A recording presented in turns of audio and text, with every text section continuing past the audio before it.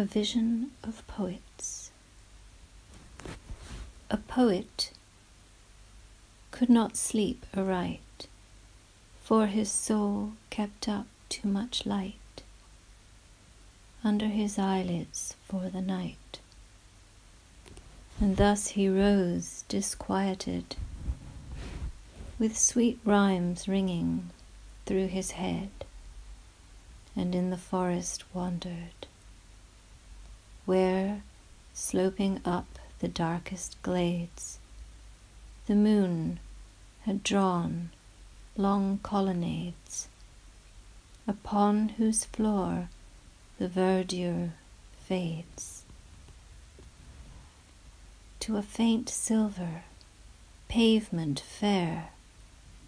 The antique wood nymphs scarce would dare to footprint o'er, had such been there, and rather sit by breathlessly, with fear in their large eyes, to see the consecrated sight.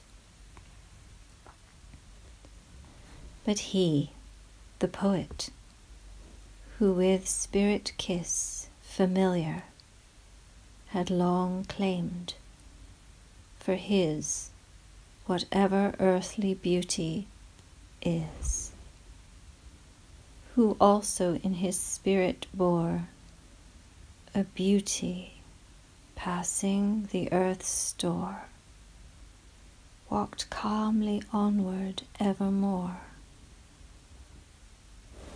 His aimless thoughts in metre went, like a babe's hand without intent, drawn down a 7-stringed instrument. Nor jarred it with his humour as, with a faint stirring of the grass, an apparition fair did pass.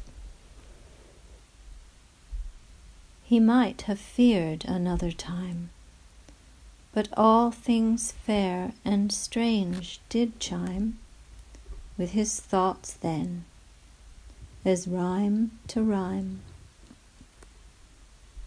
An angel had not startled him, alighted from heaven's burning rim, to breathe from glory in the dim. Much less a lady riding slow upon a palfrey white as snow, and smooth as a snow cloud could go. Full upon his she turned her face.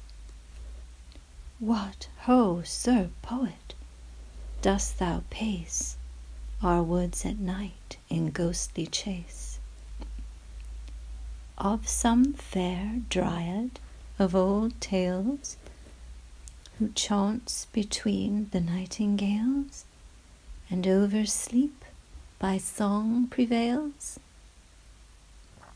She smiled, but he could not see arise her soul from far adown her eyes, prepared as if for sacrifice.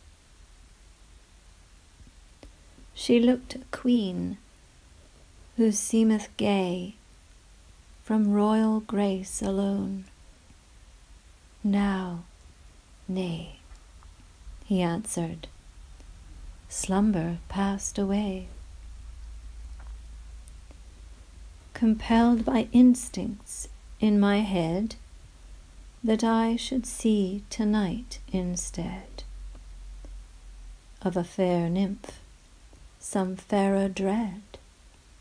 She looked up quickly to the sky, and spake, the moon's regality will hear no praise. She is as I. She is in heaven, and I on earth. This is my kingdom. I came forth to crown all poets to their worth.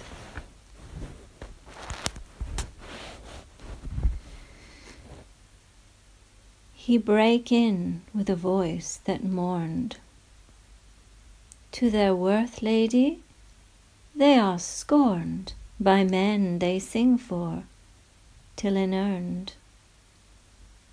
To their worth, beauty in the mind leaves the hearth cold, and love refined. Ambitions make the world unkind. The boor who ploughs the daisy down, the chief whose mortgage of renown, fixed upon graves, has bought a crown. Both these are happier, more approved than poets. Why should I be moved in saying both are more beloved? The South can judge not the North, she resumed calmly. I come forth to crown all poets to their worth. Yea, verily, to anoint them all with blessed oils, which surely shall smell sweeter as the ages fall.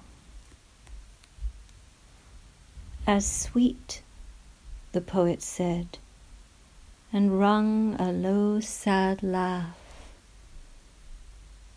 as flowers are sprung out of their graves when they die young, as sweet as window eglantine, some bough of which, as they decline, the hired nurse gathers at their sign.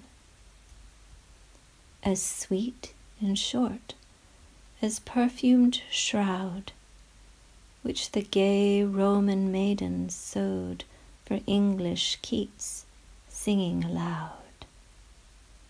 The lady answered, yea, as sweet, the things thou namest being complete in fragrance as I measure it.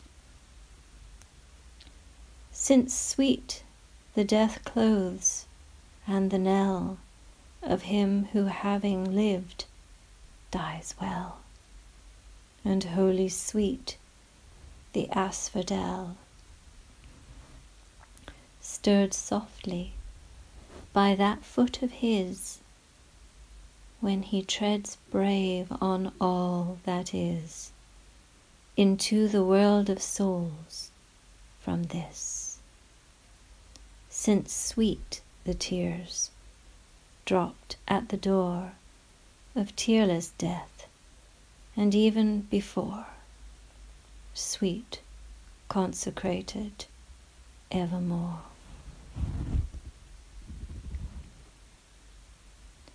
What dost thou judge it a strange thing that poets crowned for vanquishing should bear some dust from out the ring? Come on with me, and learn in coming. Let me free thy spirit into verity.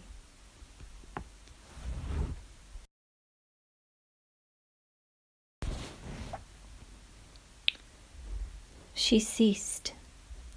Her palfrey's paces sent no separate noises as she went. 'Twas a bee's hum, a little spent. And while the poet seemed to tread along the drowsy noise so made, the forest heaved up overhead, its billowy foliage through the air, and the calm stars did far and spare o'erswim the masses everywhere, save when the overtopping pines did bar their tremulous light with lines, all fixed and black. Now the moon shines, a broader glory. You may see the trees grow rarer presently. The air blows up more fresh and free, until they come from dark to light, and from the forest to the sight of the large heaven heart bare with night. A fiery throb in every star, those burning arteries that are the conduits of God's life afar. A wild brown moorland underneath, and 4 pools breaking up the heath, with white, low gleamings blank as death. Beside the first pool, near the wood, a dead tree in set horror stood,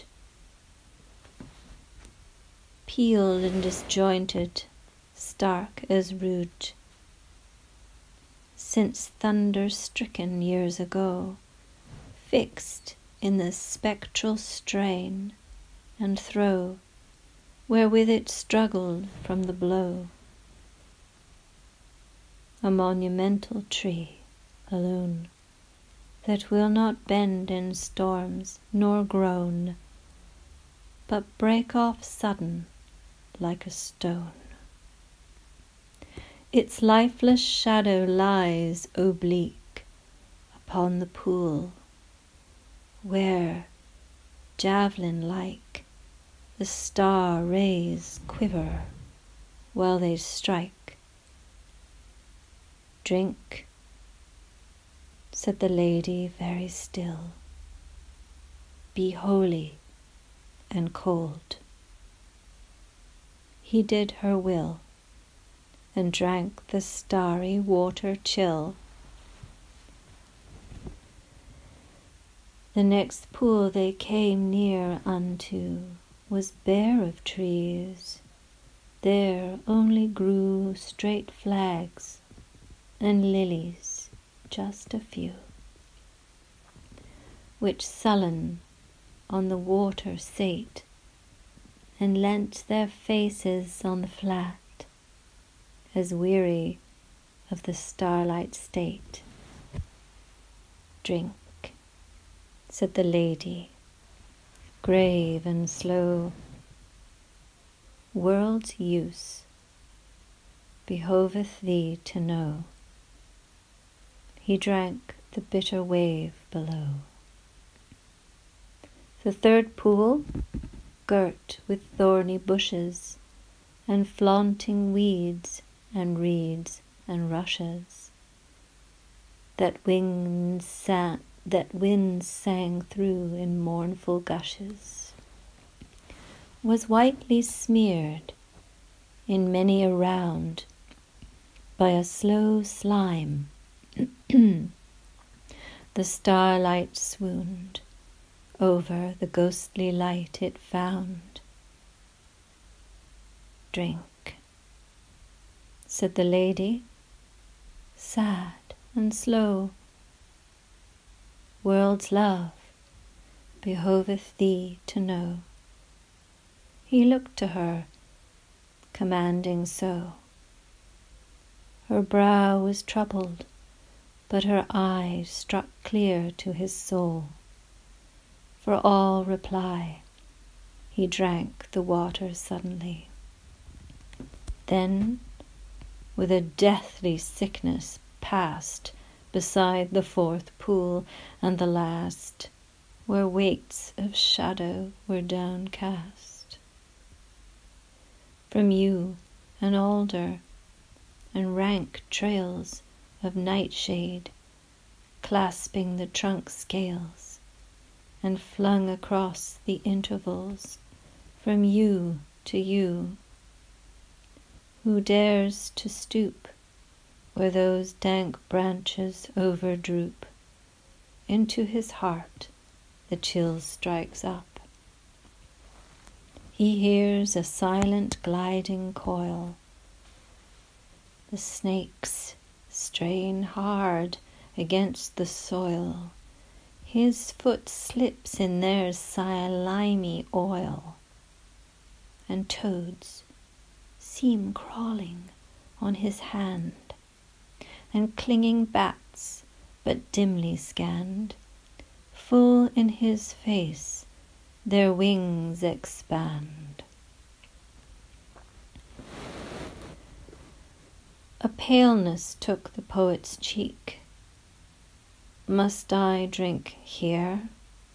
He seemed to seek the lady's will with utterance meek.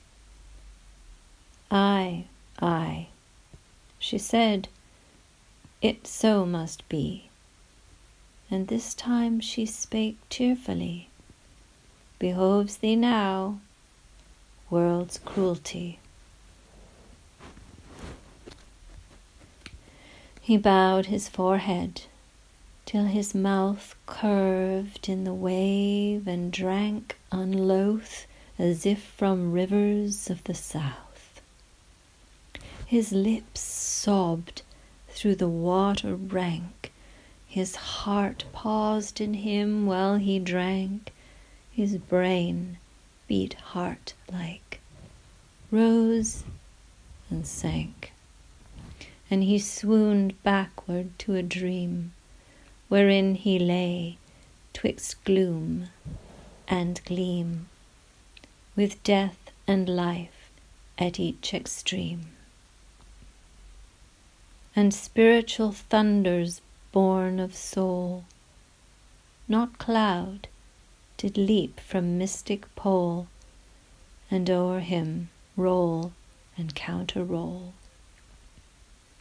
crushing their echoes rebont with their own wheels. Did heaven so grant his spirit a sign of covenant?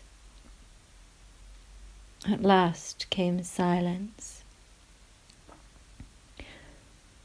A slow kiss did crown his forehead after this. His eyelids flew back for the bliss. The lady stood beside his head, smiling a thought, with hair dispread. The moonshine seemed dishevelled. In her sleek tresses manifold, like Danae's in the rain of old, that dripped with melancholy gold. But she was holy, pale and high, as one who saw an ecstasy beyond a foretold agony.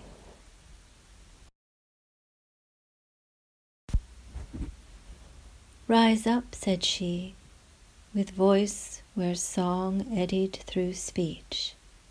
Rise up, be strong, and learn how right avenges wrong. The poet rose up on his feet. He stood before an altar set for sacrament, with vessels meet,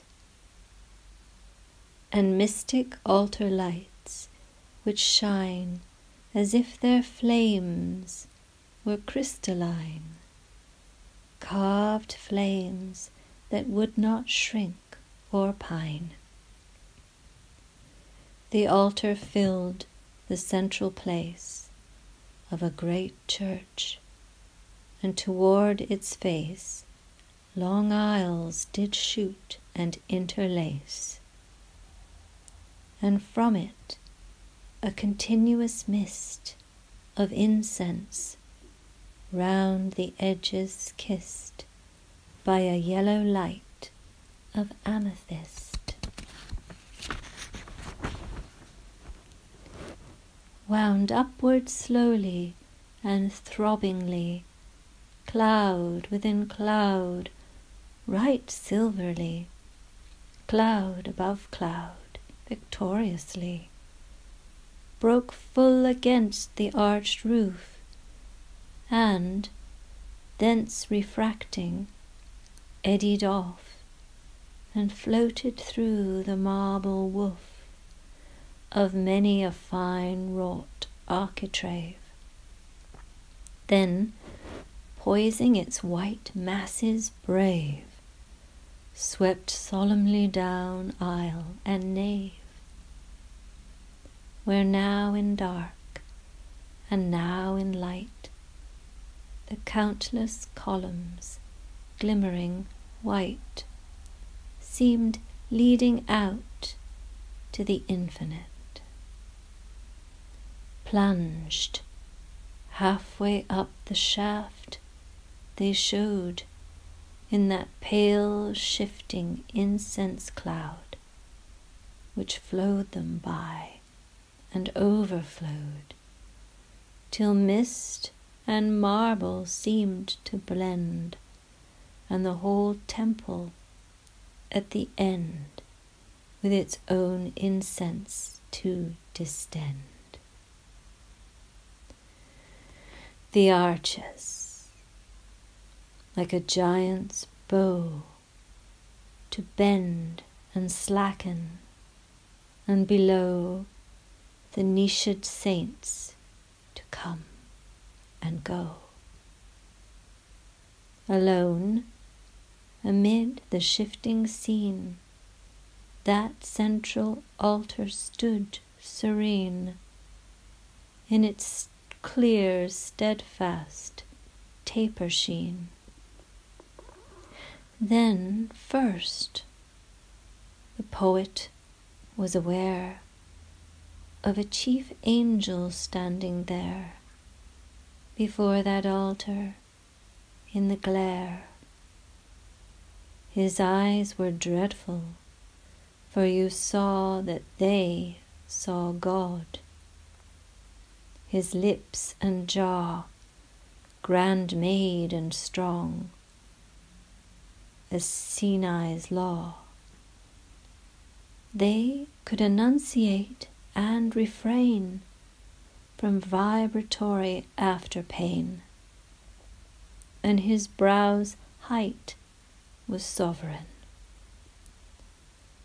On the vast background of his wings rises his image, and he flings from each plumed arc pale glitterings and fiery flakes, as beateth more or less the angel heart. Before and around him, upon roof and floor, edging with fire,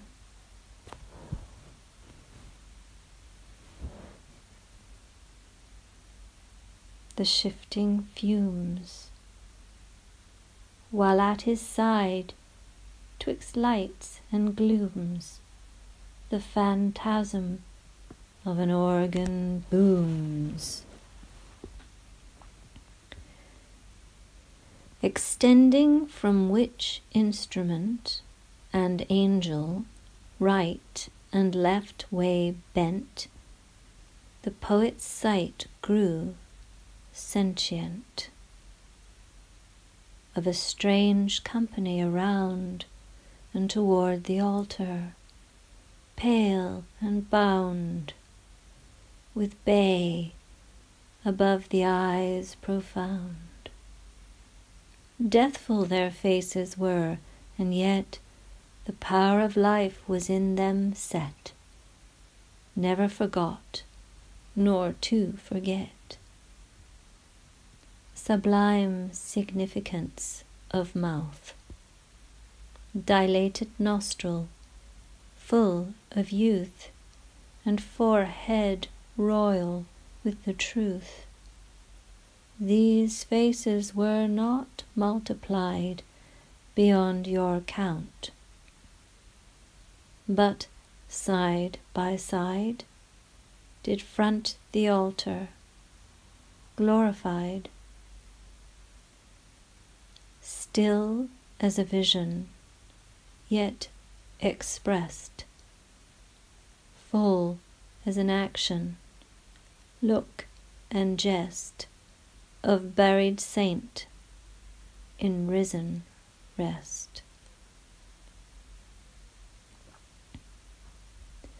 The poet knew them, faint and dim, his spirit seemed to sink in him, then like a dolphin change and swim the current. These were poets true, who died for beauty, as martyrs do, for truth, the ends being scarcely two. God's prophets of the beautiful, these poets were of iron rule, the rugged silex surge of wool. Here Homer, with the broad suspense of thunderous brows and lips intense of garrulous god innocence. There Shakespeare, on whose forehead climb the crowns of the world. O eyes sublime, with tears and laughters for all time. Here Aeschylus, the woman swooned to see so awful, when he frowned as the gods did, he standeth crowned. Euripides, with close and mild scholastic lips that could be wild and laugh or sob out like a child, even in the classes.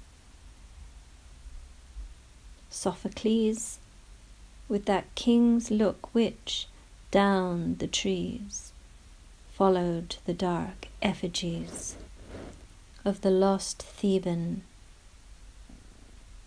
Hesiod old, who, somewhat blind and deaf and cold, cared most for gods and bulls. And bold electric Pindar, quick as fear, with race dust on his cheeks and clear, slant, startled eyes that seemed to hear the chariot rounding the last goal, to hurtle past it in his soul. And Sappho, with that gloriole of ebon hair on calmed brows, O poet woman, none forgoes the leap attaining the repose. Theocritus, with glittering locks, dropped sideway, as betwixt the rocks he watched the visionary flocks. And Aristophanes, who took the world with mirth and laughter struck, the hollow caves of thought, and woke the infinite echoes hid in each. And Virgil, shade of Mantuan beach, did help the shade of bay to reach, and knit around his forehead high, for his gods wore less majesty than his brown bees hummed deathlessly. Lucretius, nobler than his mood, who dropped his plummet down the broad, deep universe and said, no God, finding no bottom, he denied divinely the divine, and died chief poet on the Tiber side. By grace of God, his face is stern, as one compelled, in spite of scorn, to teach a truth he would not learn. And Ossian, dimly seen or guessed, once counted greater than the rest, when mountain winds blew out his vest. And Spenser drooped his dreaming head, with languid sleep smile you had said, from his own verse engendered. On Ariosto's,